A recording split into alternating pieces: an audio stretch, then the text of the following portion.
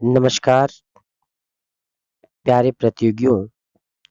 आज हम व्याकरण में वर्णमाला से संबंधित तथ्यों पर बात करने वाले हैं और हमारा जो पहला टॉपिक है वह व्याकरण में वर्णमाला है। सबसे पहले तो हमारे पास व्याकरण क्या है, व्याकरण की बारे में या व्याकरण की उत्पत्ति कहाँ से हुई है। तो प्यारे प्रतियोगियों, व्याकरण जो है दो शब्दों से मिलकर बना हुआ है, बी प्लस आकरण। बी का अर्थ होता है विशेष रूप से और आकरण का मतलब होता है समीप या बांधना, जिसमें शुद्ध रूप से पढ़ना, लिखना, बोलना हम लोग सीखते हैं, उसे ही हम व्याकरण कहते हैं। इसी में हम जो है भाषा का भी प्रयोग करते हैं, जिसमें कहा जाता है वक्तायाम वाचिः, जिसमें कहा जाता है वक्तायाम वाचिः अर्थात वाणी को व्यक्त करना। क्या कहा जाता है? वाणी को व्यक्त करना।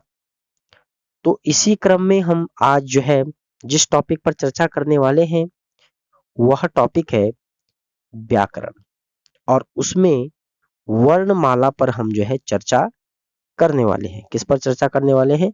वर्णमाला पर जो हम चर्चा करने वाले हैं। किस पर चर्चा करने वाले हैं हम? वर्णमाला पर हम चर्चा आज करने वाले हैं। किस पर चर्चा करने वाले हैं प्यारे दोस्तों? वर्णमाला पर चर्चा करने वाले हैं। भाषा के नियमों के संग्रह को हम क्या बोलते हैं? वर्णमाला कहते हैं। ठीक है, या इसी को हम क्या बोल सकते हैं? भाषा के नियमों के संग्रह को व्याकरण कहते हैं। क्या बोलते हैं? जो भाषा के नियम है और उनका जो संग्रह किया जाता है, उनका जो व्यवस्थित रूप किया जाता है, उनका जो एक वैज्ञानिक तरफ से क्रमबद्ध व्यवस्थित रूप को ही हम क्या बोलते हैं? व्याकरण बोलते हैं। और इसी व्याकरण में हम प्रयोग किसका करते हैं? वर्णों का, क्रमों का। वर्णों का जो क्रम है उस क्रम को व्यवस्थित समूह को ही हम क्या बोलते हैं? वर्णमाला कहते हैं। वर्णों के क्रमबद्ध व्यवस्थित समूह को हम वर्णमाला कहते हैं। क्या बोलते हैं? वर्णमाला कहते हैं। भाषा की ध्वन्यात्मक इकाई को वर्ण कहते हैं। यानी कि भाषा की जो ध्वन्यात्मक इकाई है, यानी कि ध्वनि है, जब ध्वनि उत्पन्न होती है तो उस इकाई को ही हम वर्ण बोलते हैं। जैसे हम क बोलते हैं तो क यानी कि क प्लस अ, आधा क प्लस अ, जो ध्वनि आई है क प्लस अ, क क ध्वनि आई है आधा क प्लस अ, तो ध्वन्यात्मक जो इकाई है इसी को ही हम क्या बोलते हैं? क्या बोलते हैं? वर्ण कहते हैं। और जो ये वर्ण है ये भाषा की सबसे छोटी इकाई भी कहा जाता है, या इसी को हम भाषा की सबसे छोटी इकाई कहते हैं। अब वर्ण विकास क्रम किस प्रकार से आया है उस पर हम जो है चर्चा करने वाले हैं।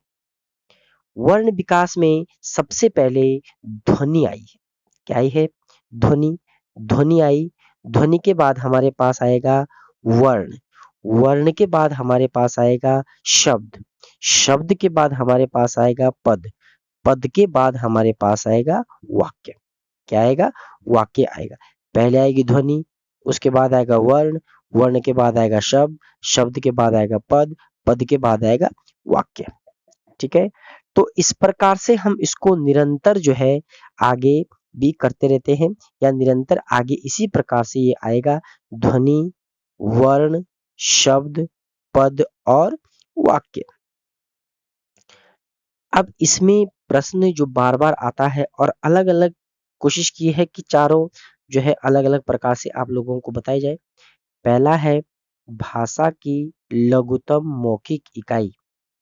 जो भाषा है, भाषा की लघुतम मौखिक इकाई क्या है? तो भाषा की लघुतम मौखिक इकाई है ध्वनि। क्या है? ध्वनि भाषा की लघुतम मौखिक इकाई है। उसके बाद अगला जो प्रश्न है, भाषा की लघुतम लिखित इकाई क्या है? जो भाषा है, भाषा की लघुतम लिखित इकाई क्या है? तो भाषा की लघुतम लिखित जो इकाई है वह है आपके पास वर्ण। क्या है? वर्ण है। अगला प्रश्न इसी पर जो है, भाषा की सबसे छोटी इकाई क्या है?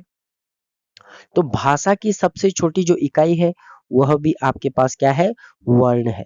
भाषा की सबसे छोटी इकाई क्या है? वर्ण है। क्या है? वर्ण है। भाषा की लघुतम सार्थक इकाई। अब आता है कि भाषा की लघुतम सार्थक इकाई क्या है? तो भाषा की लघुतम सार्थक जो इकाई है वह आपके पास, ध्यान देंगे, भाषा की लघुतम सार्थक इकाई, सार्थक का मतलब जिसका अर्थ निकलता है वो क्या है? हमारे पास शब्द है। सार्थक इकाई जिसका हमारे पास कुछ ना कुछ अर्थ निकलता है वह है हमारे पास शब्द।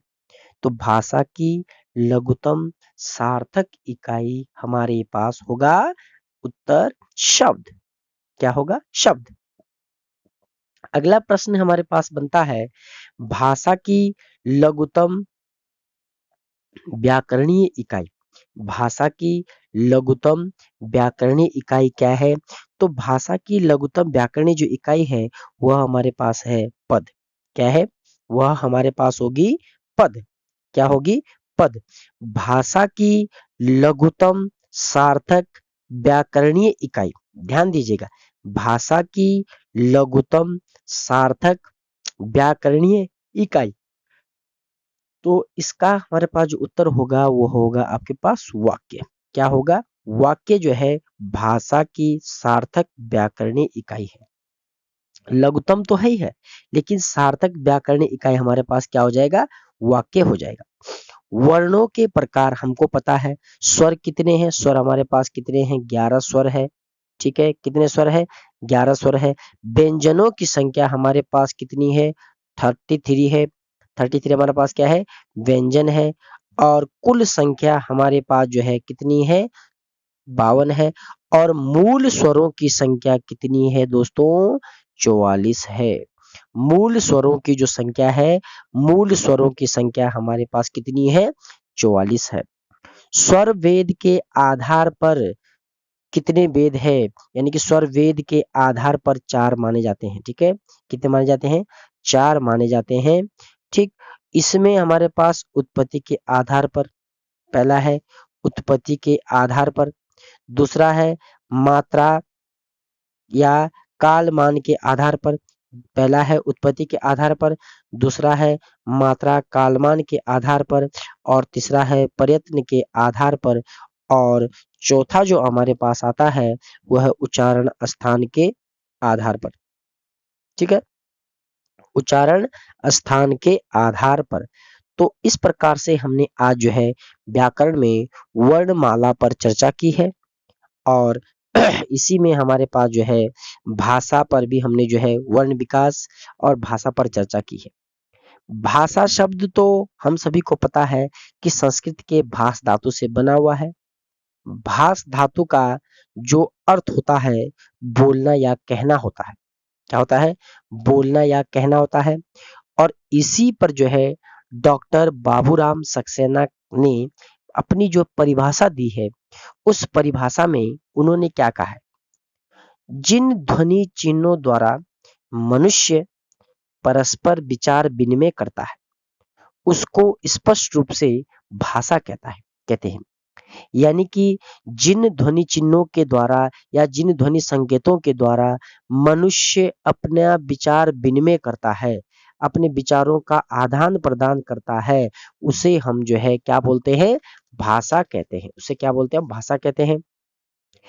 ऐसी ही एक परिभाषा जो है हमारे पास डॉक्टर श्याम सुंदर दास ने दी थी। किसने दी थी? डॉक्टर श्याम सुंदर दास ने दी थी। मनुष्य और मनुष्य के बीच, ध्यान दीजिएगा, मनुष्य और मनुष्य के बीच वस्तुओं के विषय में, कोई भी वस्तु हो सकती है, वस्तुओं के विषय में अपनी इच्छा और मति का आदान प्रदान करने के लिए, अपनी इच्छा और मति का आदान प्रदान करने के लिए व्यक्त ध्वनि संकेतों का जो व्यवहार होता है, व्यक्त ध्वनि संकेतों का जो व्यवहार होता है उसे हम भाषा कहते हैं। उसे क्या बोलते हैं? हम भाषा कहते हैं। उसे हम भाषा कहते हैं। तो भाषा के संबंध में इस प्रकार से हमारे पास जो है आना चाहिए। और एक प्रश्न जो बार बार पूछा जाता है, कई बार एग्जामों में भी देखने को मिला है, वह है हिंदी भाषा की कुल बोलियां कितनी है। तो प्यारे प्रतियोगियों, हिंदी भाषा की कुल बोलियां 18 है वर्तमान समय में, लेकिन अगर कहीं कहीं जो है आपको 17 भी देखने को मिलेगा, तो आपको हताश नहीं होना है।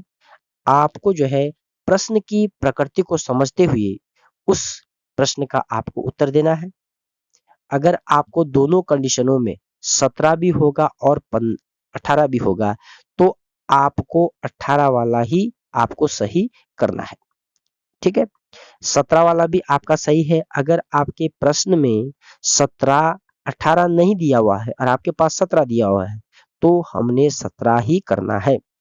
अगर हमारे पास दोनों दिए गए, तब हमने 18 करना है। ठीक है, जैसे हमारे पास इन बोलियों के आधार पर हमने जो है 5 उपराज्यों में विभक्त किया है। भारत में लगभग जो है 600 बोलियां बोली जाती है और पूरे विश्व में लगभग जो है 2796 बोलियां बोली जाती है। लेकिन कुछ विद्वान लगभग 3000 के आसपास बोलियां बोलते हैं पूरे विश्व में। तो हमें प्रश्न की प्रकृति को समझते हुए इन प्रश्नों का हमको उत्तर करना है।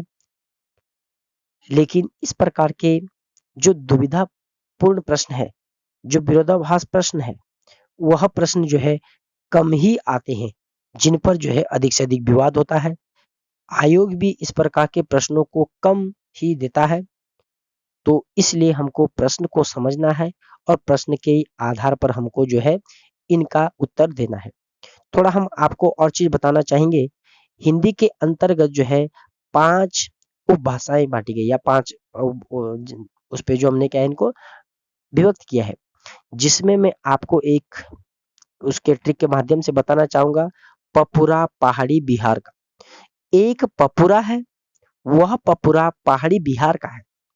पपुरा पहाड़ी बिहार का प से हो जाएगा आपके पास पश्चिम हिंदी, पू से हो जाएगा आपके पास पूर्वी हिंदी, और रा से हो जाएगा आपके पास राजस्थानी, और पहाड़ी से हो जाएगा आपके पास पहाड़ी हिंदी, और बिहारी से हो जाएगा आपके पास बिहारी हिंदी। आप एक बार पुनः सुन सकते हैं। पपुरा पहाड़ी बिहार का, पपुरा पहाड़ी बिहार का। तो पपुरा पहाड़ी बिहार का, तो इस पे पश्चिमी हिंदी क्या है? प फोर पश्चिमी हिंदी, पू फोर पूर्वी हिंदी, रा फोर राजस्थानी, पहाड़ी हिंदी मतलब पहाड़ी हिंदी, और बिहारी हिंदी मतलब बिहारी हिंदी। इन 5 को हमने यानी कि भाषाओं में बांटा है, और इसके आधार पर हम आपको इसके बारे में अन्य चर्चा करने के लिए अगली वीडियो में मिलते हैं। जय हिंद, जय उत्तराखंड। आपके लिए गुड लक। धन्यवाद।